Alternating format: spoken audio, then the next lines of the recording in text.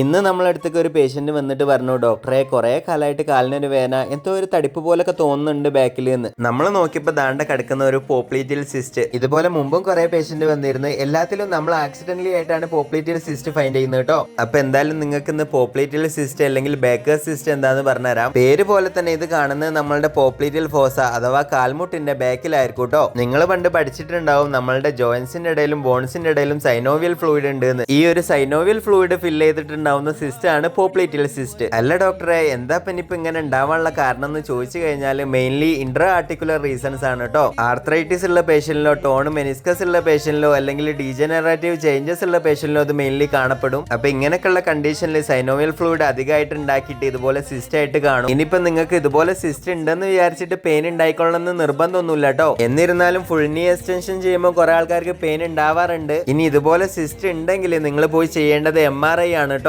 നമ്മുടെ വീഡിയോസ് മാത്രം കണ്ടിട്ട് നിങ്ങൾ ഒരിക്കലും ഡയഗ്നോസിസ് ഉണ്ടാക്കരുത് കേട്ടോ. അതിൽ പറയുന്ന ടെസ്റ്റ് കൂടി ചെയ്തിട്ട് വേണം നിങ്ങൾ ഡയഗ്നോസിസ് ചെയ്യാൻ. അല്ല ഡോക്ടറെ, അപ്പൊ ഇനി എങ്ങനെ ട്രീറ്റ്മെന്റ് എന്ന് ചോദിച്ചു കഴിഞ്ഞാൽ ആദ്യം പറഞ്ഞ കുറച്ച് റീസൺ ഇല്ലേ, ഓസ്റ്റിയോ ആർത്രൈറ്റിസ് ഒക്കെ, അതിനൊക്കെ ആദ്യം ട്രീറ്റ് ചെയ്യണം. ബാക്കി നമുക്ക് പെയിൻ ഉണ്ടെങ്കിൽ പെയിനെ മാനേജ് ചെയ്യാം. പെയിൻ കില്ലേഴ്സ് എടുക്കാൻ വില്ലിങ് അല്ലാത്തവർക്കാണെങ്കിൽ ഫിസിയോതെറാപ്പിയും ചെയ്യാട്ടോ. അപ്പൊ കാലില് വേദന ഉള്ളവരാണെങ്കിൽ ജസ്റ്റ് ഇതും കൂടെ ഒന്ന് നോക്കിക്കൊള്ളണേ.